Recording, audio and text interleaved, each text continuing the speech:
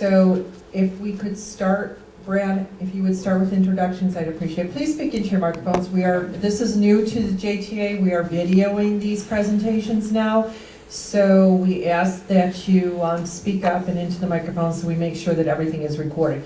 That microphone right there in front of Henry is the one for the video, and then there's another microphone over here. But I think if we speak through the system, okay, it should record it, so we shouldn't have a problem. All right? Should we do a backup, should we do a backup on the system that picks up in the microphone for the voice, or do you think, are you confident we'll get it all? We have good quality sound? Okay, good. All right, so Brad, if you would start, I'd appreciate it. Good afternoon. My name is Brad Thoburn. I'm the Vice President of Long Range Planning and System Development. Good afternoon. My name is Henry Lee. I'm the Vice President of Finance and Administration, CFO. Welcome. Thank you. Good afternoon, Keith Brown, Joint Use Development Officer. I'm Mike Sloan, I'm Vice President for Risk and Compliance. I'm Bill Mosley, Director of Legal Services. J.P. Glass, Senior Manager, Procurement, Contracts, and Inventory. Deanna Castro-Diaz, Procurement Specialist. Hi, I'm Lee Sobel. I'm the Director of the Public Strategies Group at RCLCO. And I'm Michelle Rollins. I know most of you. Good to see you today. Thanks for having us. Okay, the time is now 12:07. You have your 60 minutes. Great, thank you very much. And again, thanks for having us today. I'm just going to jump right in and we'll start the presentation and we'll go from there. A little bit about the RCLCO team that we've assembled for this particular project that we hope to work on. We're excited. Oh, it does work. Okay, so we've worked in Jacksonville before and actually have a history working in the Jacksonville area. We have an office in the Orlando area. It's in Baldwin Park. I run the Public Strategies Group, which I'll tell you a little bit about in a minute, but we're based in DC, where the public sector at the highest level resides, and so I will be leading this team, and our Washington, D.C. office is where we will base our work from. Some of you might ask, why not the Orlando office? I think I've just answered the question. We're almost 50 years. We're a land use, economics, and real estate firm, delivering real estate strategies, market intelligence, and implementation assistance. You probably have heard of us as Robert Charles Lesser and Company. Mr. Lesser retired, and we went to the acronym. The Public Strategies Group that I run answers questions concerning real estate, economics, and finance, and in addition, policy for our public sector clients and our quasi-public sector clients, whether they're MPOs, COGS, bids, transit authorities, and the like. I'll speak slower just so you can see some of our expertise, but we have a long history in transit-oriented development, valuations, real estate strategy, and development services. This is our RCLCO team for this assignment with the Jacksonville Transit Authority at the top. I am the engagement manager and will be for the entirety of this project. I'm very happy to have Mosaic Urban Partners. I'll tell you a little bit about them in a moment. LA Law with Michelle, who I think many of you know, and we're excited that she's available to partner with our team. And then Kane & Associates, which some of you may have heard, who's also based in Orlando. They're a design firm that RCLCO has worked with for years on a number of projects. There is a delay in the button here. Maybe it just doesn't work anymore. Stuck? Okay. There you go. Okay. Not a problem. We can work around that. You had asked us regarding scoring to talk about collaboration and cooperation. This is actually the first opportunity we've had to work with Michelle, and we're very excited about it. She provides local experience and legal counsel that we're excited to have. Mosaic Urban Partners, I wish Calvin was here. Calvin and I, we've known each other before I joined RCLCO, and since I've joined RCLCO, we have both partnered on certain assignments and competed against certain assignments in DC. He's a pleasure to work with. We're fun to watch together. Unfortunately, he is in Detroit today helping them with real estate problems that they have for the city. So unfortunately, Calvin couldn't be with us. Our office has worked with Kane & Associates for about 10 years, and we've done a project with them about once a year. So we have a long history with Kane & Associates. In addition, it's delayed.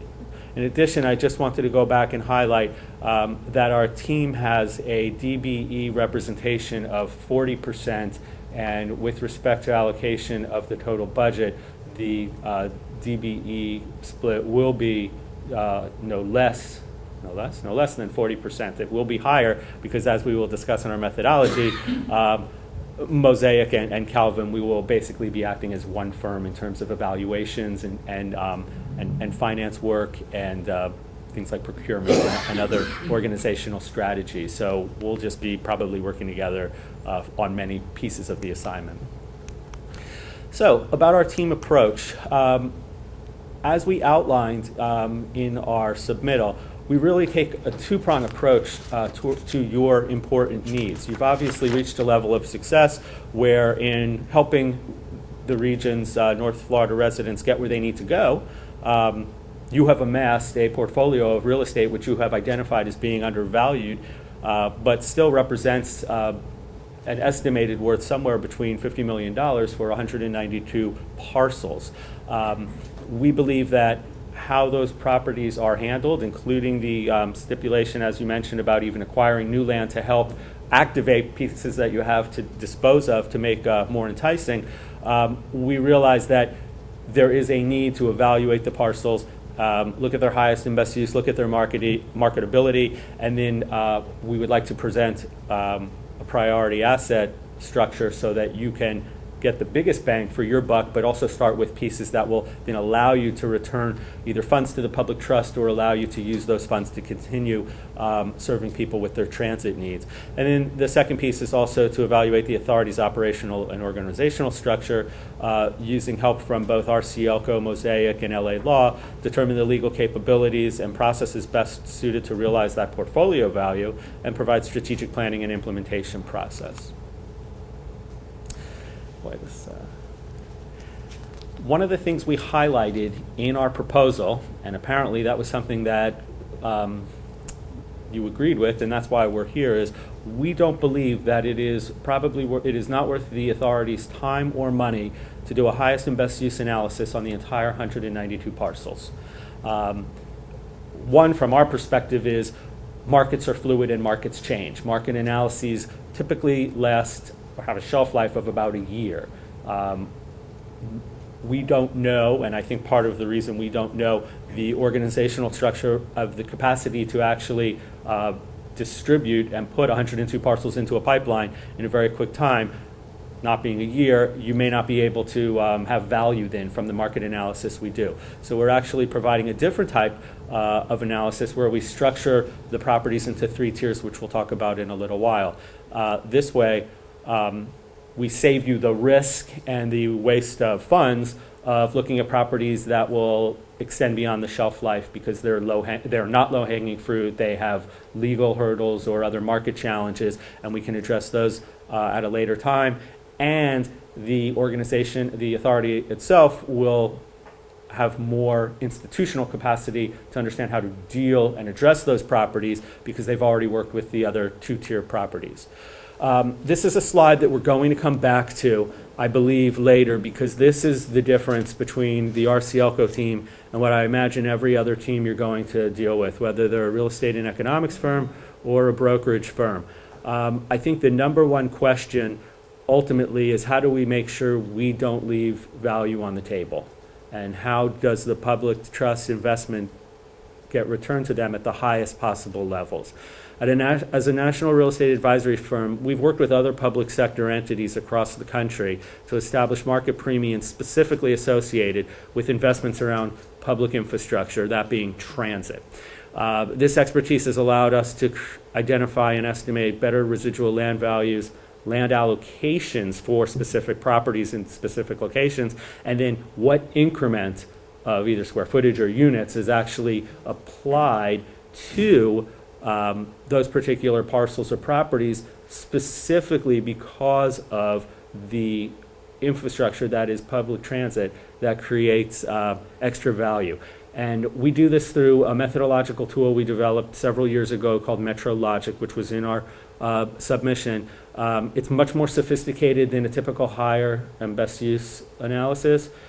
It's extremely more sophisticated than a broker opinion and a value and a broker price opinion, of which I've done both as a broker with CB Richard Ellis when I lived in Miami, Florida. Don't hold that against me that I'm from Miami, Florida. But in any event, I believe we'll come back to this because you probably will want to better understand how we create this methodology and use the platform to identify this type of value. What we're essentially talking about is answering the question of what premiums are associated with land when it is associated with public transit investments. This is sort of an illustration of how we apply our MetroLogic tool. We use demographic trends, we use economic information about where jobs, industry cores are, and other businesses reside, and then how the transportation network connects those. So essentially, MetroLogic is a jobs access tool that we use. We then go ahead and do scoring both of housing markets, transportation markets, job markets, and then we weight those between whether they're real estate, retail, office, what types of office, and then the types of housing and the types of transit. And then we do a market analysis and we do our simulations. Our simulations can go ahead and tell people where housing will come, how much housing will come in addition to what might happen if there was no transit or transit improvement or investment. We then talk about what type of additional land use can come around or in support of existing transit or new transit to create added value, whether we were tasked to go in and do some type of a TIF study or special district study or to bond out some of the transit infrastructure information. But this tool basically allows a real estate company like ours to help the public sector identify exactly what we think they can get over and above typical land use analysis. I probably just said all of this in the last slide, but we use MetroLogic to identify major job centers, the housing markets. We understand Jacksonville's spatial economics, and then we assess mid and long-term potential in the Jacksonville and the authority's submarkets to essentially identify the land that creates or might have the highest property value to it. So when we picked up this assignment, both the first time for the DC Department of Transportation when they were looking at implementing the streetcar on H Street, which is almost finished being built. They did not know how they could value housing and commercial development.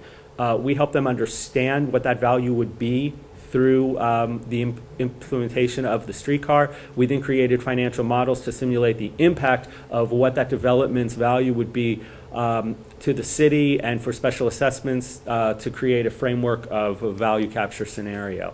How we will apply MetroLogic for the Jacksonville Transit Authority's assignment was outlined in our submittal. The outline here is basically to evaluate the portfolio into 3 properties groups. We will look at all 192 parcels.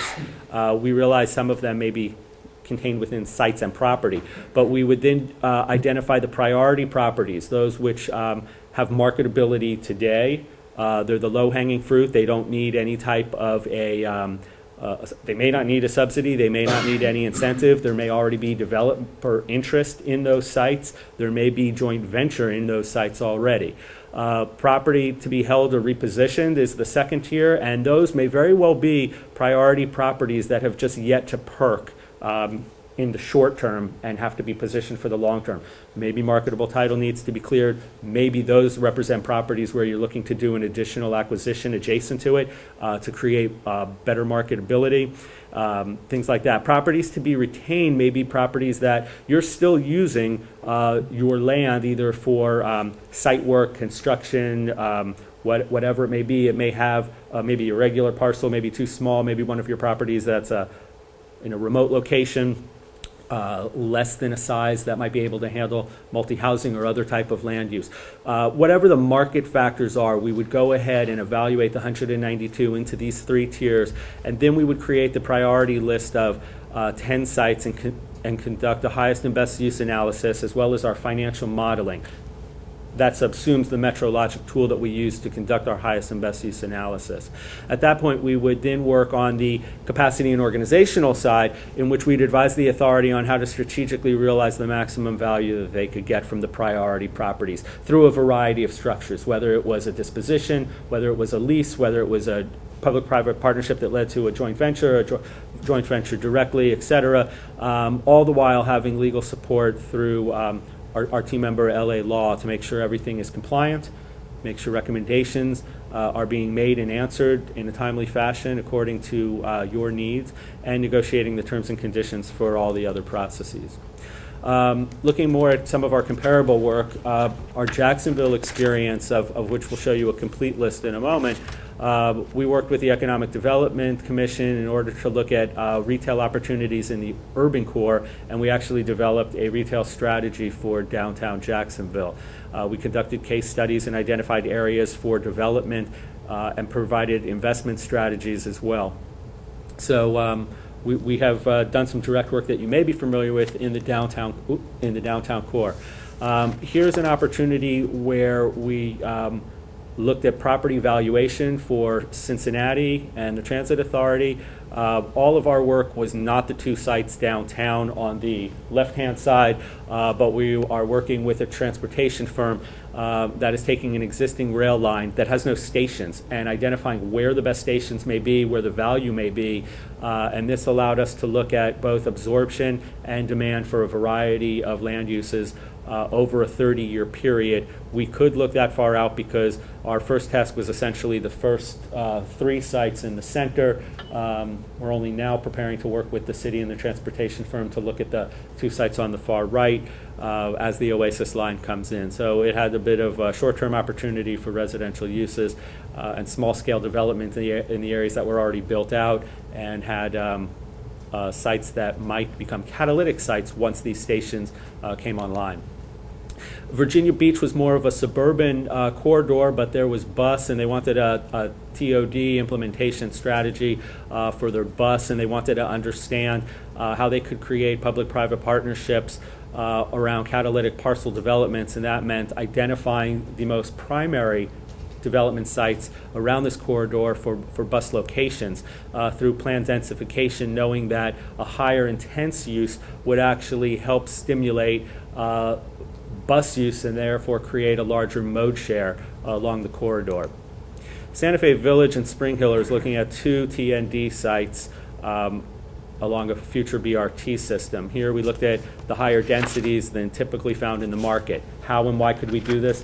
We use MetroLogic to explain what kinds of jobs and what the access would be at these sites, and how the BRT system would provide a higher level of service for ridership, thereby creating a larger pool of people to access these sites for jobs, which meant more jobs, more development for commercial could come here, as well as having in the corollary outbound effect of having people live here to go to other sites through the BRT, in which case they could actually find a stronger market for housing than they originally intended without considering the BRT system.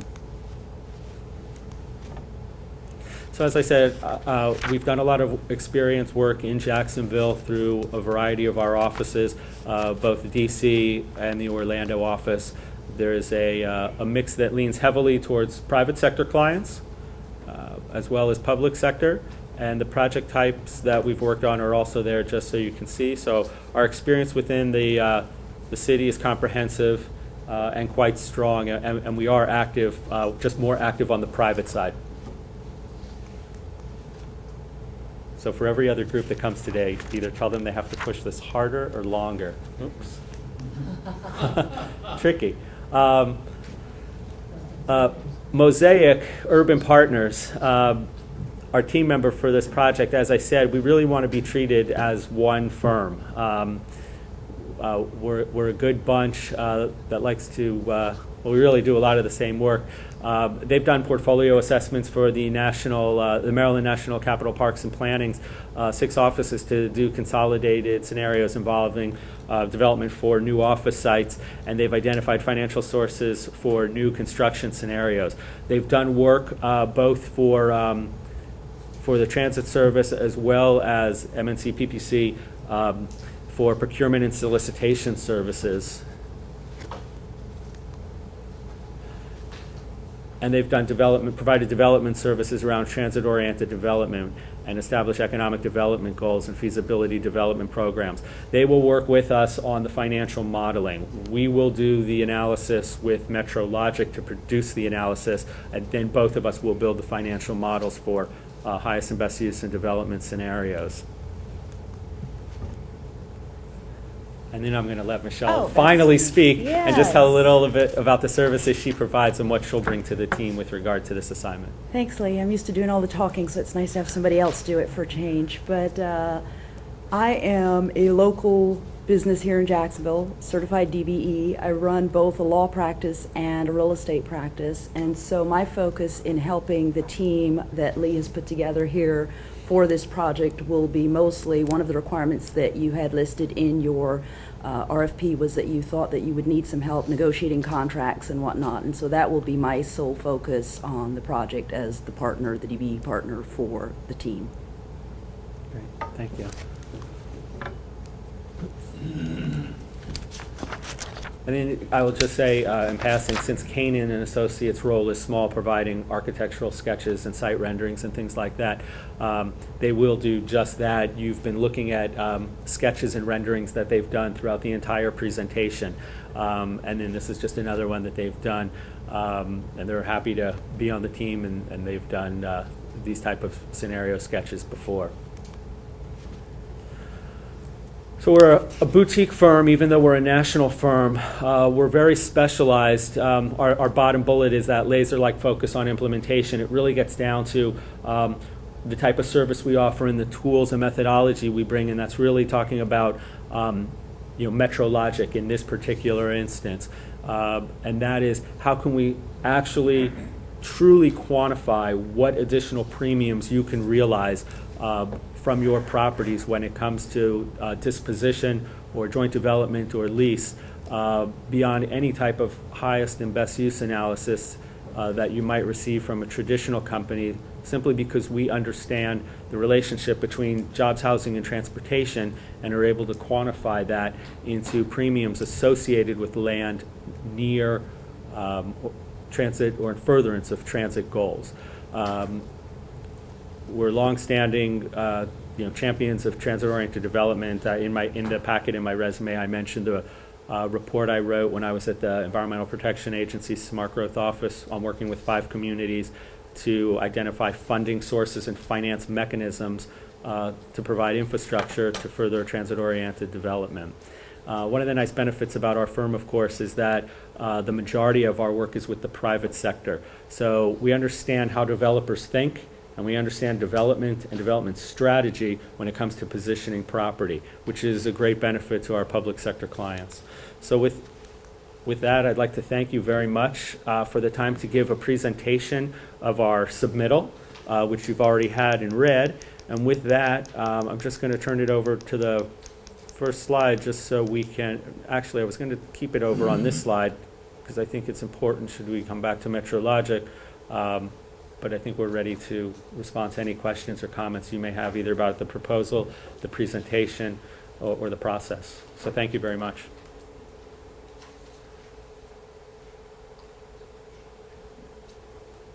Questions? Thank you. Can you kind of highlight your experience with MetroLogic and the output with regard to and working with the financial summary analysis, but more importantly, how that ties in with a transit system and working with agreements with FTA? So it's really, it's a split question in that, one, we've worked with MetroLogic with transit associations in the past in terms of evaluating properties. How the transit authority works with the FTA is really different and a specialized nature to how the tool operates to value property. So for instance, work that I had done with Wheat Ridge, they had identified excess parking, which they no longer needed. It was part of their surplus property. They wanted to put multi-housing on it. Under the Small Starts program, they were allowed to divest of surplus property. Regardless of our evaluation, they had to have an agreement with FTA in order to dispose of the property after the anniversary year of the station opening. When this happens, regardless of the property's value, they have to have an agreement that both parties can live with. So the team will provide valuation services to properties. How then we work with FTA to help negotiate that transaction will, be with Michelle's services to make sure, again, that we're legally compliant and that we maintain the rules and laws of the authorities that are involved. I've got a question.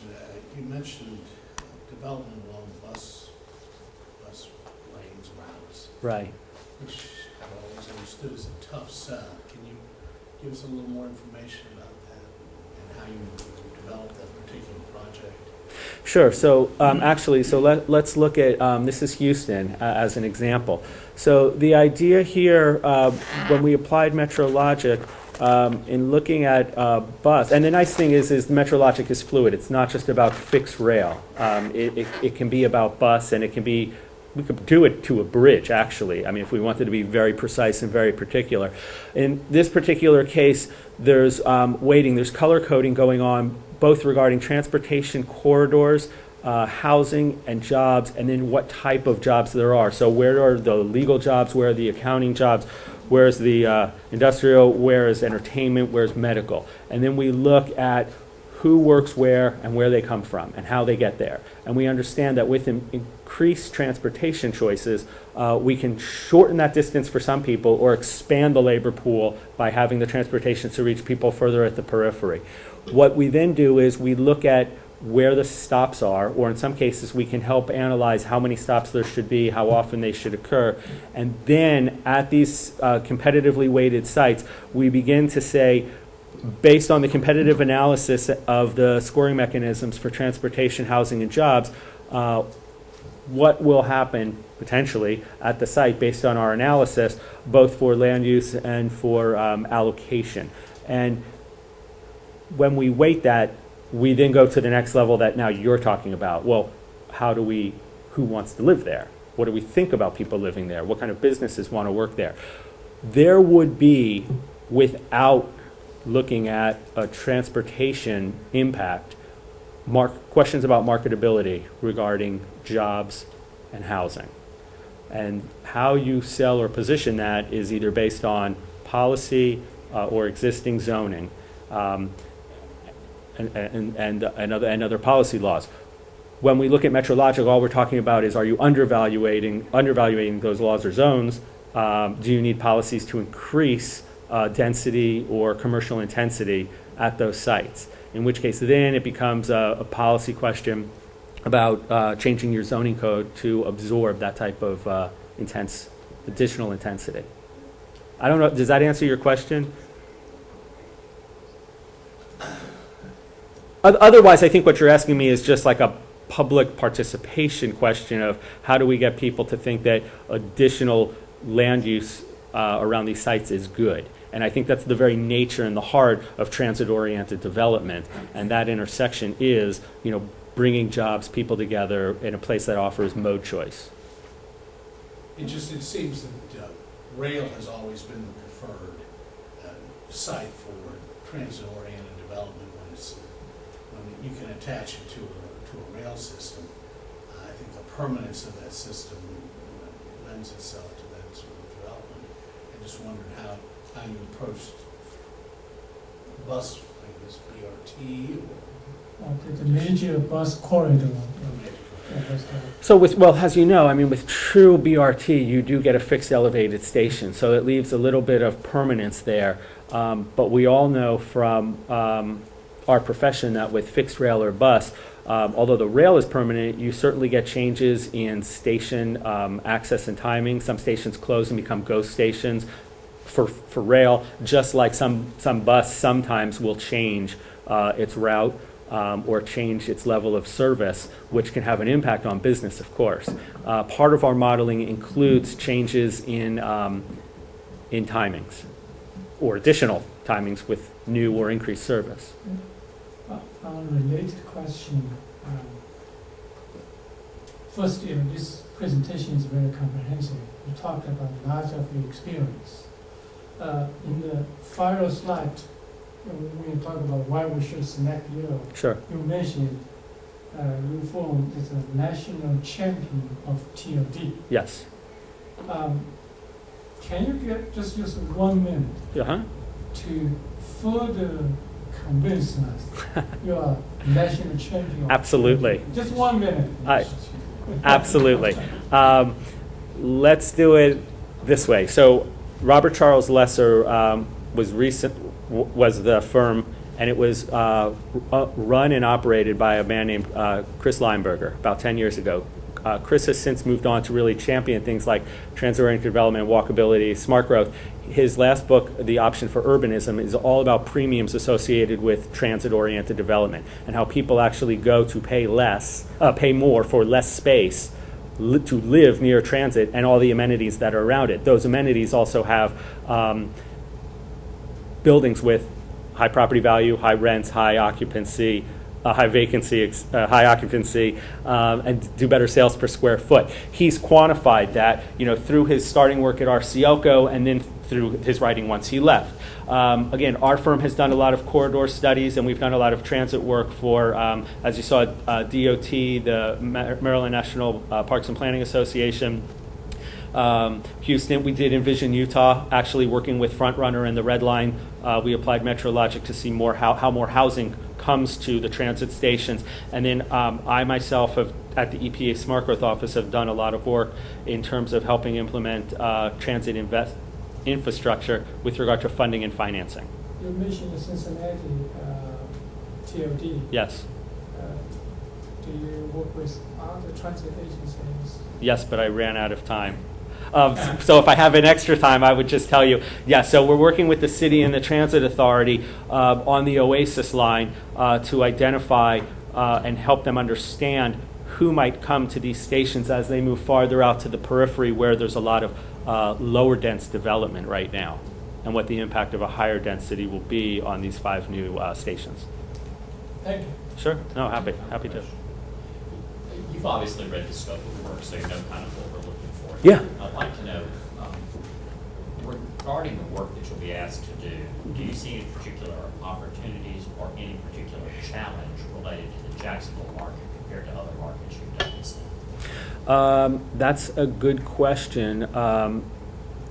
I don't know that. Well, first of all, rail, we're looking mostly at a lot of bus at this particular instance. So our work with Houston is a good analog. Houston is a very large metropolitan market, as is Jacksonville, so there really is good competency there. We have experience from our past work in Jacksonville and any support we needed from our Orlando office. So no, in terms of challenges, some of the challenges may ultimately come down to the challenges we face in many communities about density, intensity, the nature of people's opinions regarding public transportation, which seems to transcend many cities. And that's something that we have to deal with, just as you, I imagine, have to deal with it on a day-to-day and project-by-project level. But no, I don't foresee any true challenges, but there's always things that are unforeseen, and one of the things that our firm really specializes in is hairy problems. So we're actually good when it comes to solving problems. And if I could jump in at the tail end of that answer, Bill, you know that my firm, we've done a lot of community relations, government relations here in the Jacksonville area. We're vested here. We have great partnerships and relationships with various elected officials, local business leaders, stakeholders. And so if there were a problem and we needed to engage various, I don't know how much interaction the authority is planning to do with the various entities, but I do have that specialization in my practice to be able to help interface and coordinate and communicate with some of that as well.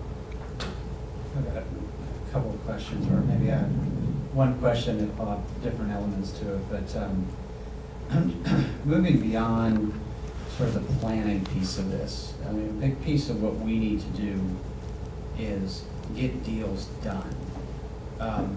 And so I want to hear a little bit more about your experience in actually getting development deals done. At what level are you involved in negotiations? Have you been involved in trying to modify land use and zoning to make something work? And are you in the middle, has your experience involved any work with the development community in terms of ensuring that they put the right uses in place that support transit and are consistent with the goals of transit development? Okay. So good questions. So moving beyond planning, in terms of experience getting deals done, personally I was a broker for 8 years in Florida, commercial broker with Capital Realty Services in Coral Gables and C.B. Richard Ellis on Brickell in Miami. I did office leasing and tenant representation in Coral Gables with that firm, and then I did investment sales of office and shopping center properties at CB throughout Florida. So I have a lot of experience getting deals done. Sadly, the worst ones that come to mind are the small retail ones at the 1,000 square feet, but I've also sold acreage and I've sold investment properties as well, which have national credit tenants associated with them, and they're all tricky. They're all very sophisticated. They're always great war stories, and you sort of carry that experience with you wherever you go after you do that. With regard to getting deals done beyond that level, I didn't do any of that at the EPA because that's not the EPA's mission, but what I did when I was running the real estate development and finance services for the Smart Growth Office was introduce developers to walkable mixed-use opportunities and help them understand the value of what the investment could be in communities that were serious and interested in having mixed-use projects. In terms of modifying land use and zoning, I should probably just say no and leave it at that. However, with our team of LA Law, what we're able to do is say yes, plain and simply, because we have experience getting and modifying land use and zoning. We also provide strategy to our existing developer clients at RCLCO in what they need to do with regard to modifying land use and other zoning changes, but we do not walk our clients through that process. They have their own land use attorneys that they work with and do that.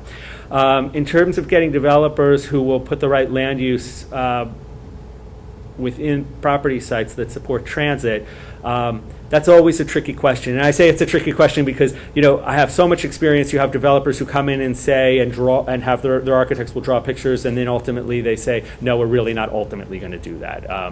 And that's always a shame, and that's terrible, and you can't, sometimes you just can't guarantee everything.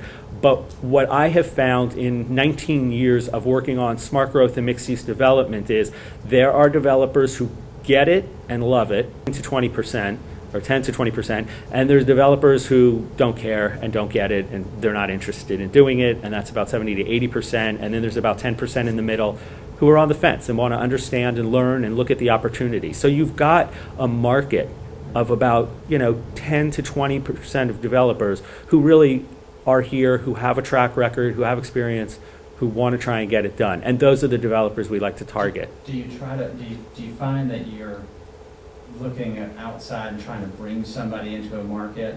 Maybe there's not a developer in Jacksonville that's really doing true TOD, and you know folks in the industry that you could bring in. Is that sort of an experience you got? Absolutely, and that's sort of the strength that a national firm can do rather than just a local firm that may not have the outside reach. But knowing how much work we do with transit-oriented development, it's easy to identify developers who have already done it that, as you guys know from your RFP, you would like to also have a marketing and branding story.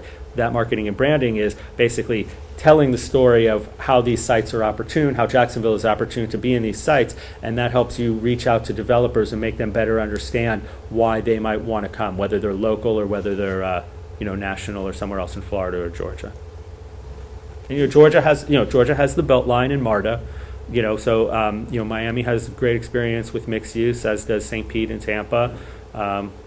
So the opportunities are here if they're not robust in Jacksonville.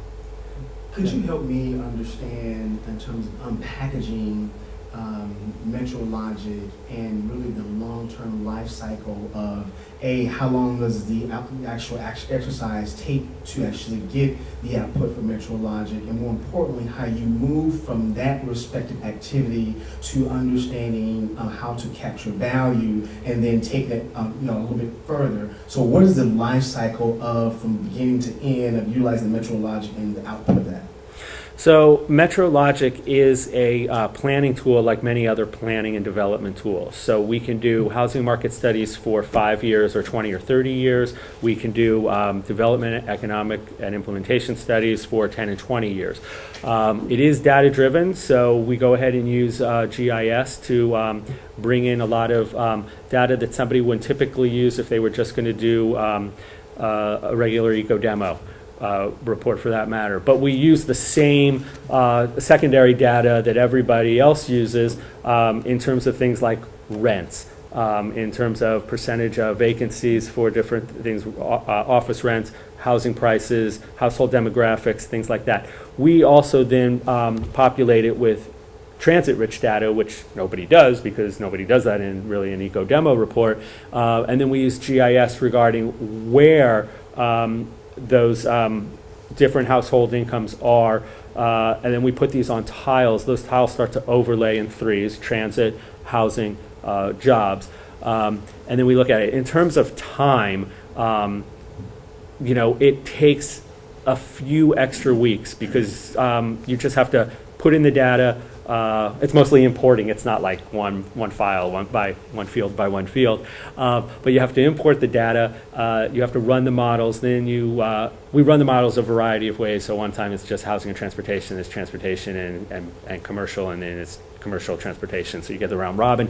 Then we start playing around with the weighting system. Basically, where are the highest household residents located, and then we start scoring those locations. Then we put those scores against the weights of where's the office markets, the retail markets, and things like that.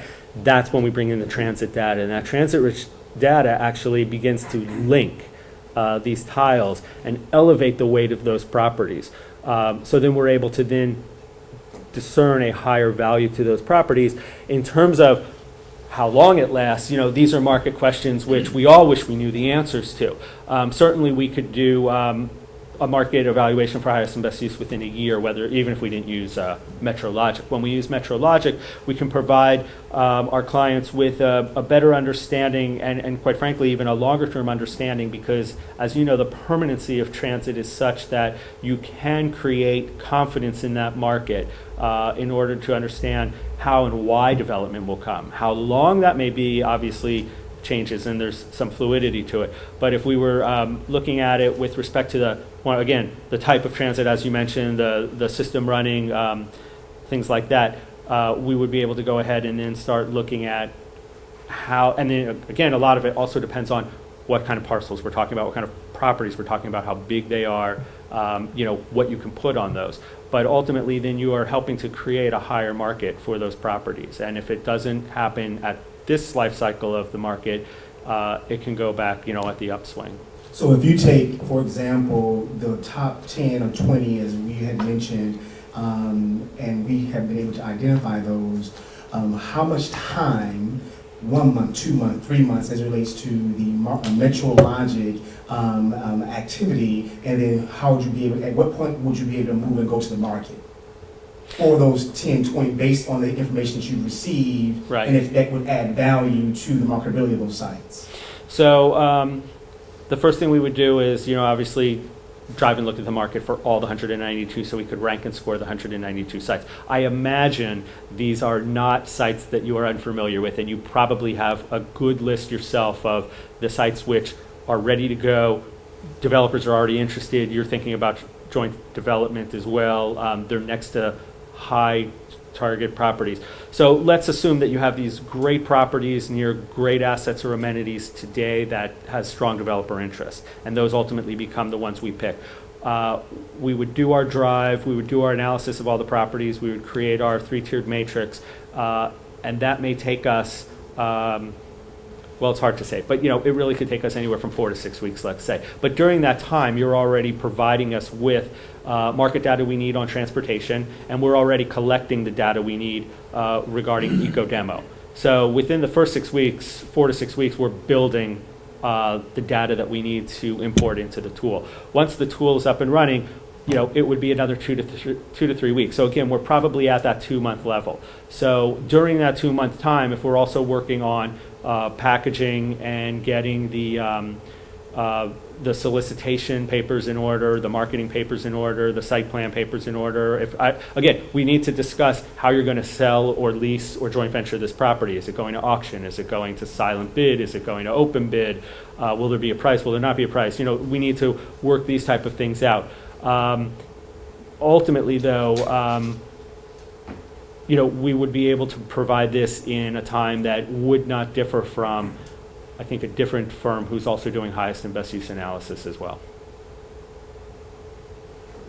So if you compare that to Houston, for example, in terms of the exercise and activity that you took to implement MetroLogic and move through that effort, what was the time frame with Houston's experience, and more importantly, what kind of value was yielded from that activity?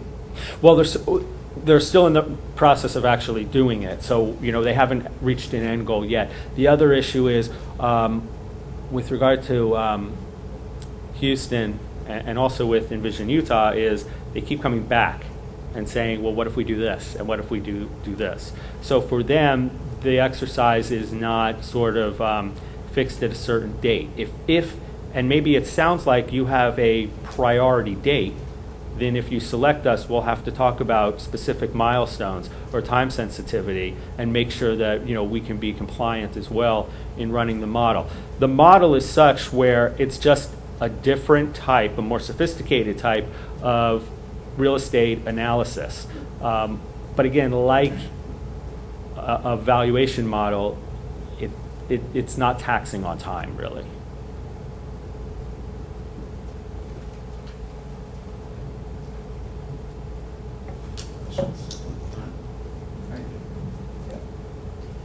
Do you have any other questions for us?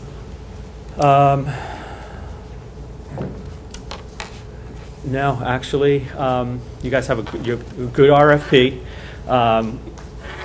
straightforward to respond to. We thank you for selecting us. I do have one question. Go ahead. The same time question. What is your goal timing? Sounds like you're trying to get this done and decided pretty quickly in the next couple months. What is your timing? Final scoring will be at the end of today. Okay. Okay, it'll go to PRC on Monday, on the 18th, or is this? Yes, the 18th. And then it'll be presented to the board for approval on the 28th of August. And I think that the question that you're raising is more about timing from a real estate strategy perspective. Mm-hmm. And what I would say is that we would onboard the respective vendor for a 2 or 3 month period to understand the work effort that has already been accomplished to date, Mm-hmm. and that we would anticipate going to the market in the first tier of 2015 with regard to those respective market parcels that are highly valued. Okay. Thank you. Okay.